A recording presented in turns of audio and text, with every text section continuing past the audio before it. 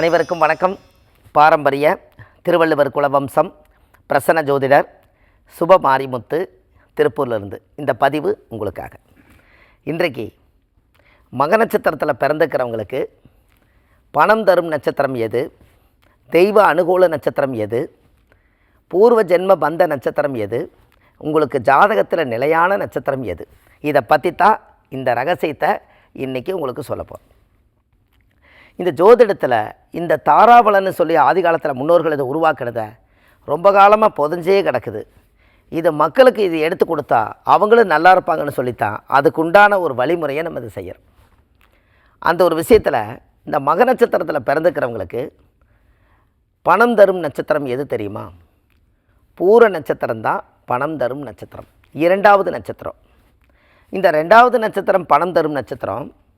அவங்க தொழில் செய்கிற இடத்துல கூட பக்கத்தில் இருந்தாங்கன்னா ஆட்டோமேட்டிக்காக அவங்களுக்கு எல்லாமே நல்லது நடக்கும். பணம், காசு, பேரு, புகழ் வந்துக்கிட்டே இருக்கும். அதுக்கு அடுத்தபடியாக தெய்வ அனுகூல நட்சத்திரம் எது? இந்த மக நட்சத்திரத்தில் பிறந்துக்கிறவங்களுக்கு தெய்வ அனுகூல நட்சத்திரம் மகம், பூரம், உத்திரம், அஸ்தம், சித்திரை, சுவாதி. இந்த சுவாதிங்கிறது ஆறாவது நட்சத்திரமாக வரும். இந்த ஆறாவது நட்சத்திரம் தான் ஒரு மனிதருக்கு தெய்வ அனுகூல நட்சத்திரம். இந்த சுவாதி நட்சத்திரத்தை நீங்கள் கெட்டியாக வச்சுக்கிட்டிங்கன்னா காலத்துக்கு எந்த பிரச்சனையும் வராது. தெய்வ அனுகூலமே அதுதான். அவங்கள பகைச்சிக்கக்கூடாது, அவங்கள கெட்ட தீய பார்வையை பார்க்கக்கூடாது. அவங்கள கரெக்டாக தெய்வந்தான் நம்ம வீட்டில் வாழுதுங்கிற ஒரு தெய்வ நம்பிக்கை இருந்தால் அந்த தெய்வ சக்தியால் பல இடத்துல நீங்கள் வெற்றி காணலாம். அப்போ தெய்வ அனுகூலம் சுவாதி நட்சத்திரம். இதுக்கு இந்த ஜாதகத்தில் தெய்வ அனுகூலம் வந்து சுவாதி. பூர்வ ஜென்ம பந்த நட்சத்திரம் எது தெரியுமா? அப்போது சதய நட்சத்திரம் தான் உங்கள் வாழ்க்கையில் ஒரு பூர்வ ஜென்ம பந்த நட்சத்திரம். எப்போவுமே முன்னோர்கள் விட்டு போனது எல்லாம் இவங்க தான் அதை பூர்த்தி அடைவாங்க. வாழ்க்கையில் அதை பூர்த்தி அடைஞ்சு ஒரு நல்ல விதமாக அவங்க வாழ்க்கையில் ஒரு சந்தோஷ மகிழ்ச்சியாக இருக்கிறதுக்கு காரணமே அந்த பூர்வ ஜென்ம பந்த நட்சத்திரம் தான் அவங்க ஜாதகத்தில். அது வந்து சதய நட்சத்திரமாக இருக்கும். சதயம் ஒரு நாள் உதயமாகுன்னு சொல்லுவாங்க.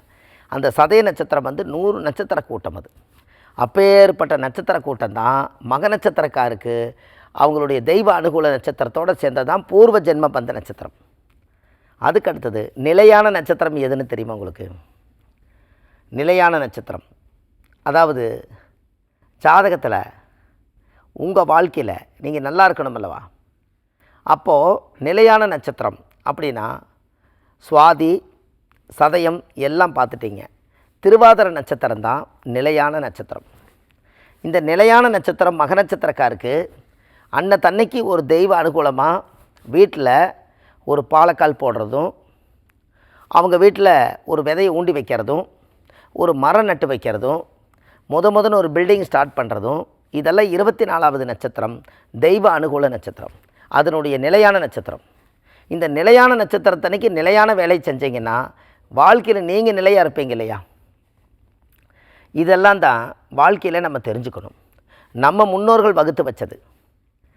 இந்த கதவு, நிலவு, ஜன்னலெல்லாம் வீடு கட்டினாங்கன்னா எடுத்து வைப்பாங்க பாருங்கள்.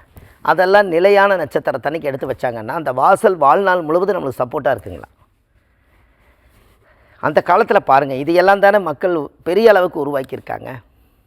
அப்போ இது தெரியாமல் தான் நம்ம எத்தனையோ வழியில் போய் சில இழப்புகளை சந்திக்கிறோம். அந்த இழப்புகள் வராமல் இருக்கிறதுக்காகத்தான் இந்த சாதகத்தினுடைய விதிவிலக்கு. இப்படியெல்லாம் இந்த தாராபலனுக்குள்ளே இந்த சூட்சும விதிகள் இருக்குது. இந்த சூட்சும விதிகள்னால தான் வாழ்க்கையில் நம்ம இதை பிடிச்சிட்டு போகும்போது அடுத்த லெவலுக்கு நம்ம போக முடியும். இதனுடைய பூர்வ ஜென்மத்தினுடைய பந்தங்கள் அனைத்துமே இந்த நட்சத்திரத்துக்கு அந்த காலத்தில் சொல்லுப்பாங்க பாருங்கள். நிலையாக இருக்கிறதுக்காக 4 பேர்த்தவாது நாம் பழகி வைக்கணும், 4 பேர்த்து போல் நம்ம நல்லா வாழணும், பிறந்தாலும் இருந்தாலும் 4 பேர் வேணும், நம்ம வீட்டுக்கு 4 பேர் சாதிசனம் வேணும். இதெல்லாம் எப்படி வந்துச்சுன்னா இந்த 4 பேர் வேணும் 4 பேர் வேணும்னு அந்த காலத்தில் ஒரு நட்சத்திரத்துக்கே 4 பாதம். அதனால் 4 தூண்கள் இருந்தால் மட்டும்தான் ஒரு பில்டிங்கே நிற்குங்கிறதுக்காகத்தான் அந்த காலத்தில் அந்த 4 நட்சத்திரத்தை நம்ம ஜாதகத்தில் 27 நட்சத்திரத்தில் வடிகட்டி அதை ஃபில்ட்ரு பண்ணி இந்த 4 நட்சத்திரத்தை அவங்க முன்னாடி கொண்டு வச்சாங்க. அதனால தான் பணம் தரும் நட்சத்திரம் ரொம்ப முக்கியம். அதை பாதுகாப்பு பண்ண தெய்வ அனுகூலம் வேணும், அதை விட முக்கியம். உங்கள் மூதாதிகள் நம்ம தாத்தா பாட்டி முப்பாட்டை செஞ்சு வச்சுட்டு போனது எதுன்னு தெரியாமல் இருக்கிறதுக்கு பூர்வ ஜென்ம நட்சத்திரம் அது முறையான நட்சத்திரம். இதையெல்லாம் தாண்டி நாம் வாழ்க்கையில் நிலையாக வாழ்கிறதுக்கு நிலையான நட்சத்திரம். இந்த 4 நட்சத்திரம் தான் அந்த காலத்தில் முன்னோர்கள் இதை கணக்கிட்டு சொல்லியிருக்காங்க. இந்த உலகத்தில் பிறக்கும்போது நம்ம பஞ்சாங்கத்தோடு பிறக்கலை, 2 கையில் பேனாவோட பிறக்கலை. இந்த உலகத்துக்கு வந்து இதை கண்டுபிடிச்சி இதை ஞானத்தில் செலுத்தி இந்த மக்களுக்கு இப்படியெல்லாம் இருக்குதுன்னு எடுத்து கொடுக்குறக்கு நம்ம இடப்பட்ட காலத்தில் இந்த மனித பிறவை எடுத்ததுக்கப்புறம் தான் ஜோதிடம் நம்ம கைக்கு வந்திருக்கும். அதுக்கு முன்னாடி பாரம்பரியமாக எத்தனையோ மக்கள் பார்த்துட்டு இருந்திருக்கலாம். அதுபோல தான் நம்ம அடுத்த தலைமுறைக்கு இதை கொண்டுட்டு போகிறோம். அப்போ நீங்கள் ஒரு டைரியில் இதெல்லாம் எழுதி வச்சிட்டிங்கன்னா உங்கள் வாழ்க்கையில் ஒரு பெரிய அற்புதமான விஷயம் அல்லவா? உங்கள் முன்னோர்கள் காமிச்ச விஷயந்தான் இதெல்லாம். பாருங்கள், அந்த காலத்தில் முன்னோர்கள் வீட்டுகளில் எல்லா வீட்டுகளையும் ஒரு பஞ்சாங்கம் இருக்கும். ஒரு பள்ளி விழுந்துருச்சுன்னா ஒரு கலகம்னு வரும். தலை மேலே ஒரு பள்ளி விழுந்தால் கலகம்னு போட்டிருக்கும் பஞ்சாங்கத்தில். அந்த பெரியவர் சொல்லுவார், ஒரு ஊர் எல்லையில் ஒரு விநாயகர் கோயில் இருக்குது, கிணத்துல தண்ணி மோந்து கொஞ்சம் அருகம்பெல்லு வந்து விநாயகர் சரசு மேலே வச்சு ஈரச்சீலையோடு குளிச்சுட்டு அந்த விநாயகருக்கு ஊற்றுமா சரியாக போயின்னு சொல்லுவார். அதை போய் உடனே அவங்க என்ன பண்ணுவாங்க, ஈரச்சீலையோட தெப்ப குளத்தில் குளிச்சுட்டு அந்த கிணத்துல தண்ணியில் அருகம்பெல்லை போட்டு கொண்டு வந்து விநாயகருக்கு ஊற்றுவாங்க. அந்த கலகம் சரியாயிரும். அப்போ அந்த காலத்தில் பரிகாரம் சொல்கிறக்கு ஒரு பெரியவங்க இருந்தாங்க ஒரு வீட்டில்.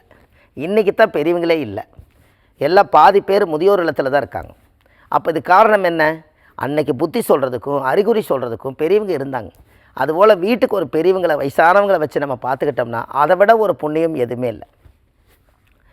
இந்த ஜாதகத்துக்கே நான் சொல்கிறேன், ஆதிகால மனிதர்கள் பழைய காலத்தில் வாழ்ந்தவங்க கதை சொன்னாலும் அந்த காலத்தில் ராமாயணம் படிப்பாங்க, மகாபாரதம் படிப்பாங்க, அன்னமார் கதை படிப்பாங்க, வரலாறுகளை படிப்பாங்க, எல்லாம் படித்து கதை சொல்லுவாங்க.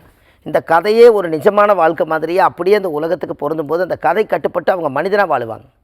ஏன் அந்த காலத்தில் புராணங்கள் ராமாயணம் மகாபாரதமெல்லாம் வந்துச்சுன்னா ராமரை நம்ம நேரில் பார்த்துருக்க மாட்டோம். ஆனால் ராமர் இப்படி கஷ்டப்பட்டாருங்கிற அந்த உணர்வை நம்ம எடுத்துக்கிறோம்.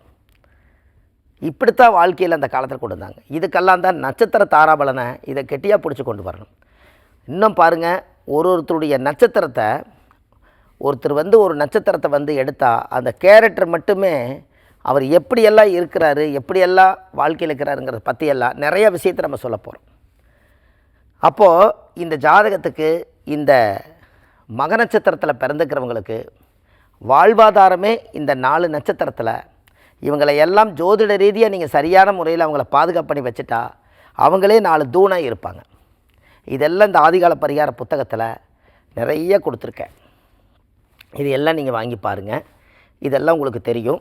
இதை வந்து கீழே போயிட்டு இருக்கிற நம்பருக்கு கால் பண்ணின்னு இந்த புத்தகம் வீட்டுக்கே வரும், ஆன்லைன்லேயே கிடைக்கிது. 2 நாளில் வீட்டுக்கு வந்துடும். இது இல்லாமல் உங்கள் ஜாதகத்தில் முன்னோர்கள் வாழ்ந்தது, நம்மளுடைய முன்னோர்கள் வாழ்ந்தது தான் இதை சொல்லிகிட்ருக்குறோம். வடபழனியில் சென்னையில் தெப்பக்குளம் பக்கத்தில் நம்ம ஜோதிட அலுவலகம் இருக்குது.